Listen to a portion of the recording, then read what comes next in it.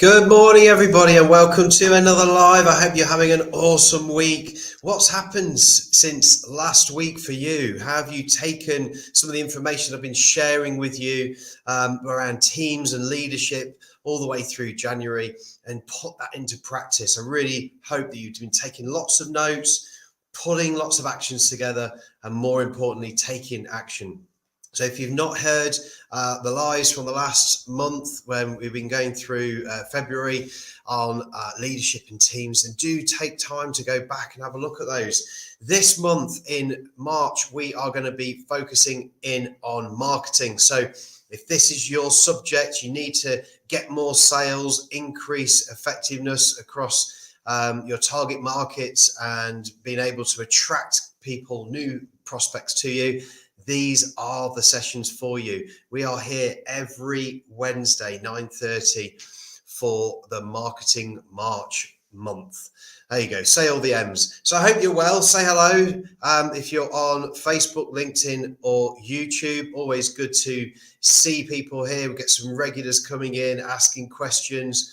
It's really good when you do take the time out of your business just to regularly check up, sharpen your saw, and really work on yourself. It's so important that that cliche phrase, learn before you earn, or if you've read Stephen Covey's 7 Habits of Highly Effective People, sharpen the saw. Take time to step out of what you're doing and sharpen the saw. So some of the things that we're going to be covering today, you may never have heard of before, and that's great because you can just take the information from this and implement it. Some of it you may have heard before, it may be familiar to you, and that's amazing too, because what I want you to be able to do with that is just take stock, open your mind up and see what you can improve. So we are, as I say, focused today and this month on marketing. So one of the things that a lot of people that work with me will say is, look, I want some more customers. I want more clients. I need more leads. My pipeline's empty.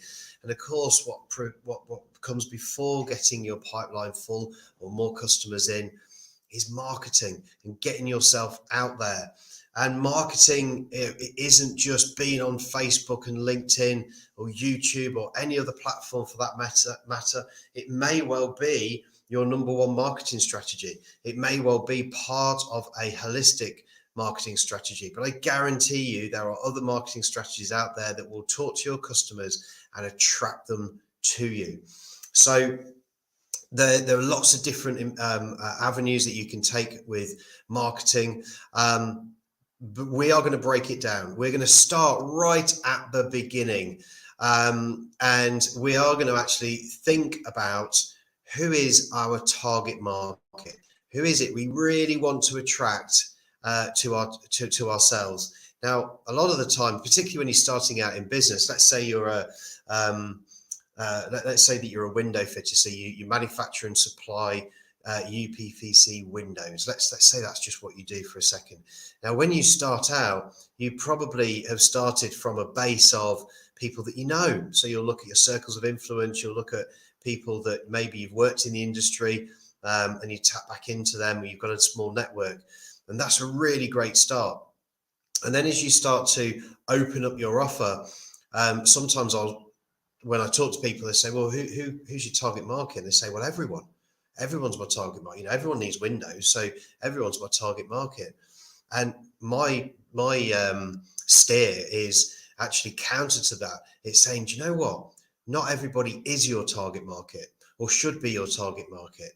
There are very specific people out there that you should be focused on and serving in the way that you can be famous for and create a unique selling proposition out there in the marketplace, or carve out in the marketplace to that target market. So when we get to that point, I go, okay, well, who would be my target market? And say, well, that's a great question. Who ideally would you want to work with? And sometimes they just don't know, and sometimes they know they've got a bit of an inkling. And one of the things that I will ask people is, well, what's your most profitable line that you sell, or what's your highest income generator, and we can sort of balance that between the margins that are going on in the business. And then we'll look at a bit of that analysis. And then we start to get, when we start to talk about a target market, we say, well, actually, what market research have you done to understand what the market actually needs? Like, have you got a commercial enterprise that's the commerciality part of it is that people want to buy that thing from you. And so we will start at that base. We will say, okay, so what's your market research strategy? What have you done out there? Looking at everything that you offer to the marketplace, how do you know that people want what you do? Now, sometimes people will say, well, that's obvious, Ed, because I've got customers. I know that people want what I do. You go, okay, so what is it about what you do and how you do it that people would be attracted to you in greater numbers than what you currently do? So we will set up a small piece of market research. Maybe it's just asking friends and family. Maybe it's asking existing customers. Maybe it's going a little bit deeper than that, and analysing competitors and what they're doing, or going slightly deeper again and asking people that you've never met before. Getting people to complete market research papers. You can go really deep on market research. Some of you have probably been stopped in the street at some point and asked market research questions. Most of you will have done something on Facebook or LinkedIn or other platforms that you will have answered questions, and they're trying to get an understanding of what makes you tick, what will attract you to a product that they are, or that are selling. Okay, so first thing is list everything down that you do. What products and services do you actually provide? Okay, and now that's really easy. So that's job number one done. Then underneath each one of them, you can say, who needs these? What's the type of person that actually needs these and who are going to buy easily from you? Now, draw upon your market research and information that comes from there to help you define that. The market research should be able to tell you a little bit about the type of person that would be interested in this instance, this example, we're talking about someone who owns a Windows business. So someone will be able to say, well, this type of person is interested in Windows, this type, that they kind of live around this area. It will give you information around maybe their income. It will give you information about the last time that they maybe replaced their windows, whether they did that for the whole house or whether they just did that partially, whether they're interested in doors, whether they're interested in ergonomics, or maybe they're interested in the environment and the impact that that has. Maybe they're interested in the costings or guarantees around it, or maybe the safety measures that Windows might have for reducing break-ins and so on and so forth. So we're doing a bit of market research out there is to really understand what it is that the customer has as an issue that you need to solve. And you can solve it through your market research by telling them that you solve that problem, and that the best way, the easiest way to get your problem solved is to come to me. So now that you're starting to get this data and this information together through your market research, we can start to define your target market. We can start to get a picture and an image of the type of person. Imagine them just standing in front of you. What would they look like? Would they be dressed up in work clothes? Would those work clothes be trade-based, or would they be office-based? How old would they be? Would they be in their 20s, their 30s, their 40s, their 50s? There'll be a bit of a bandwidth, but remember, not everyone's your target market that you want to deal with. Maybe they're retired. What car do they drive? Where do they live?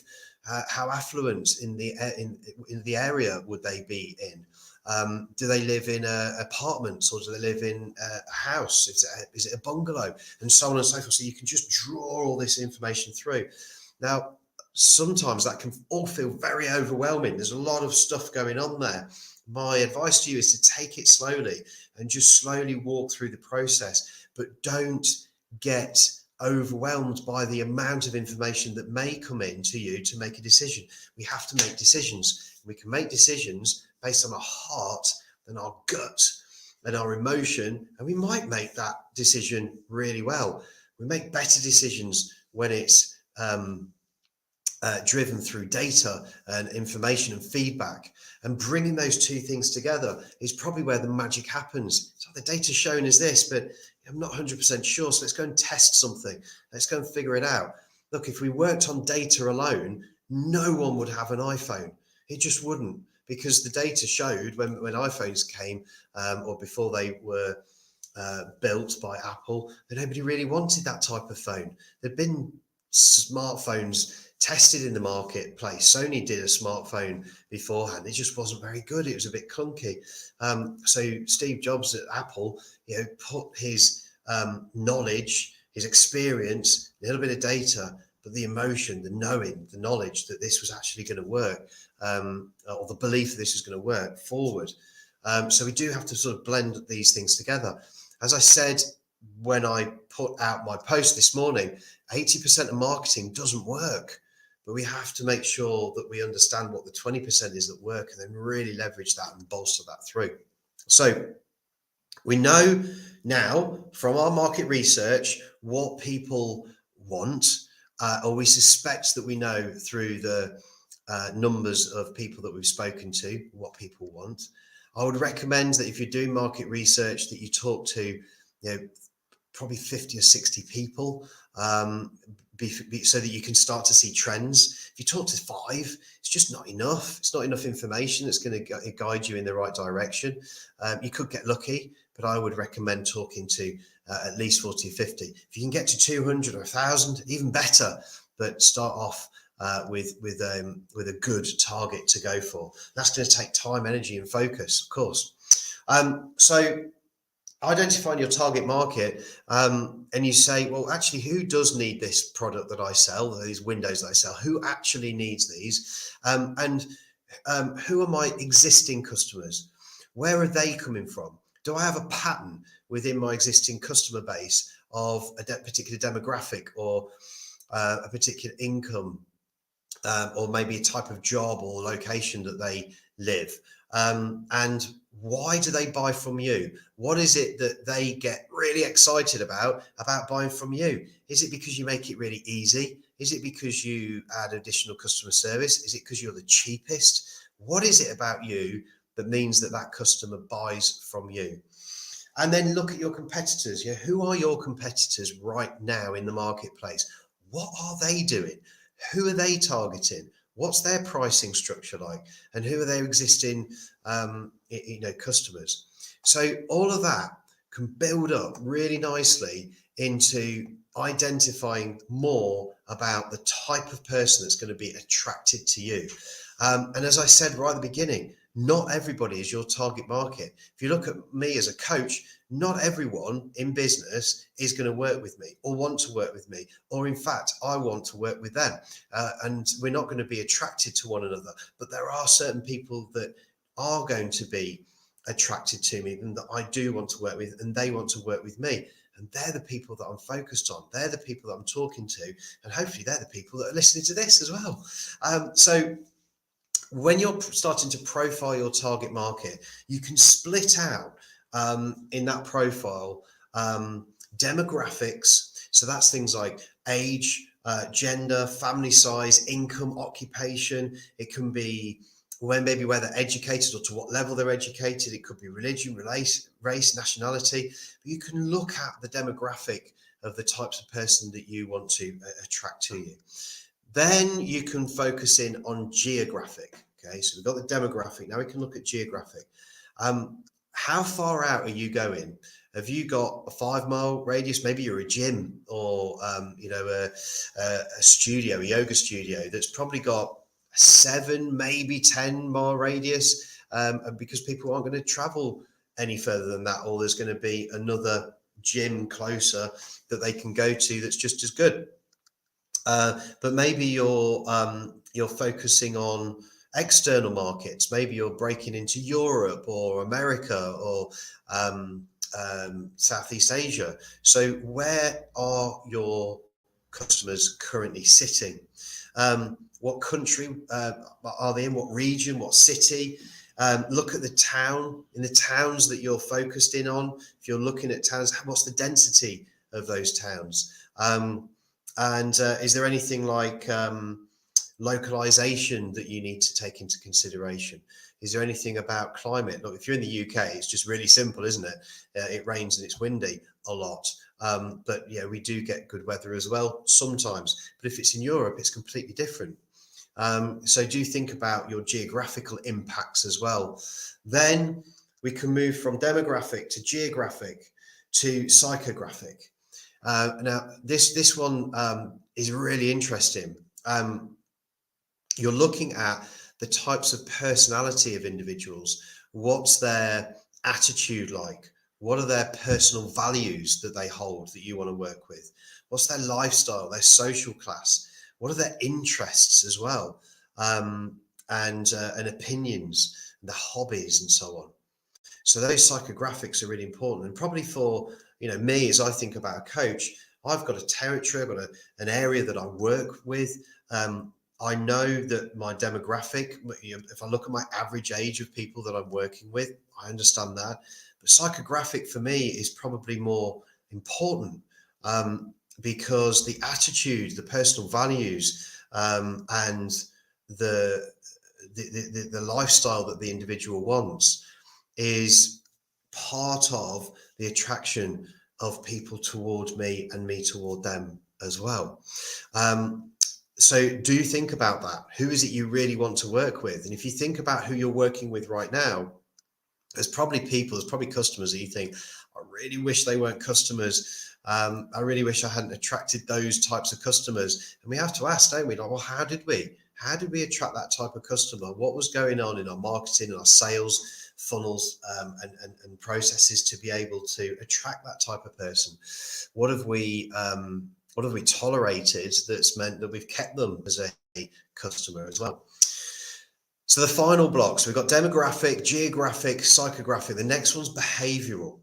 Okay, so what behavioral profiles will your target market have?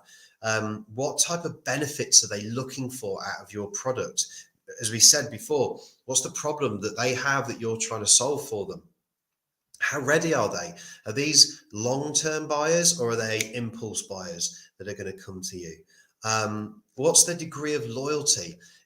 Do you want them to come back time and time and time again? Hopefully the answer to that is absolutely, you do. And if you're in a fast moving industry, let's say maybe you're a restaurant, or a sunbed business, then you want your customers to come back again and again and again, and you want them to be really loyal to you, keep them for life. If you're a window provider, then you want them to come back, but they're probably not going to come back for 10 or maybe even 15 years. But there might be other ways that you can hold them with you as a customer. What's the occasion that you are delivering for? Is it a special occasion? Is it a refurbishment? Is it a wedding? Is it a birthday? Is it just every day looking after yourself? What's the occasion that the customer actually wants to buy from you?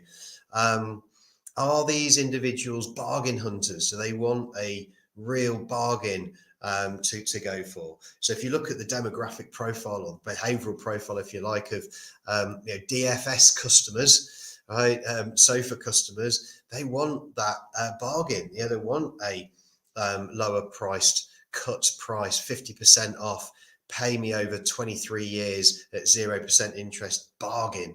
So that they can push that through to the masses of people that are looking for a bargain. But there are lots of other sofa companies out there that aren't that, and they don't do that. And maybe they make bespoke sofas, and that's their niche, and they're not looking for bargain hunters. They're looking for people who are wanting that extra bit of quality in their sofas.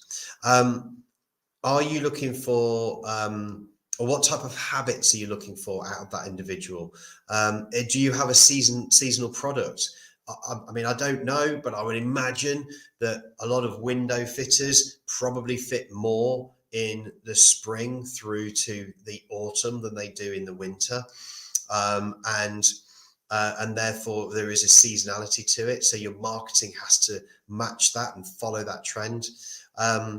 What's the necessity of what you're delivering, and is the person, the behavior of the individual high tech or low tech? what's the high-tech version of what you do to help attract those high-tech individuals if that's what you want to do. So loads of stuff there. Listen, if you need to listen to that again, just rewind and play that through and just break down and make some notes around your demographic, your geographic, your psychographic, and your behavioral. And then once you've done that, you can pick the top elements of that from your market research, from your profiling, and from that information, and start to identify the individual most important components that of the criteria, if you like, that define your target market. So there'll be some, maybe, I don't know, 4, 5, 6, 7, maybe more of key defined criteria that define your target market. The thing is, even if you think you know, once you've got it written down and it's clear, then you can take better action and have greater focus, not just you, but your team around you as well. And we're going to move from target market into being able to take that information and create a plan and create some key actions around that to make your marketing even better than it is right now. If you could get a 5% improvement in the amount of leads that you're attracted to you through your marketing, imagine what that would do to your business. If you could get a 5% on top of that increase in conversion, because what you're providing for that market is even better than it was before. It's much more focused and targeted. Imagine again what that would do to your business. If you could then sell a little bit more because people love you of what you're providing for them, and maybe they come to you 10% more than they would normally, again, it just compounds and your business starts to grow. If you could maybe talk to the right target market, and it's not about price, they're not bargain hunters, and you could just slightly increase your prices because the people want to work with you because they know that you'll solve their problems for them. Maybe there's some benefit in that as well that will absolutely impact your net profit at the end of the year. So take the 4 areas, the geographical, the demographic, the psychographic, and the behavioral elements. Pick out the top 5 to 10 traits and start to write down what they are. So if, for example, you've got someone who's you think that attitude is one of the most important things that you need to focus in on your target market. Well, tell me what it is about attitude that you need to focus in on that's going to attract those individuals. What's the type of attitude that you want from them? Are they going to be people who are open to discussion? Are they going to be positive? Are they going to be giving back to the planet? What's the type of attitude that they might have as an individual? So define those specific traits for each of the criteria that you're setting out. And that's it. So 2 things out of today. Number 1, go and do a bit of market research. Go and talk to people about what you do and find out what it is and why those individuals are working with you and attracted to you right now. So your existing customers. Go and talk to a load of people who are working with your competitors and find out why they're buying from them. Go and talk to a load of people who've never bought from you, but just assume for a minute that they would. What is it that they would want to see? What are the problems that they have in that need to be solved? Gather that information and then start to move into your defining your target market. Once we've done that, once we've got out of there, you can start to review your target market, and we're going to do that in a little bit more detail next week when we come together here for Marketing Tips for March at 9:30 on Wednesday. So bring the information along with you, and we will then push forward and look at reviewing your target market to really leverage your offer to those individuals. That's it from me today. Thank you for listening. Thank you for your input in the session. Take away those key actions, and remember, this month for March is all about marketing. We are back next week at 9:30. Have an awesome rest of the week. Take care. Bye-bye.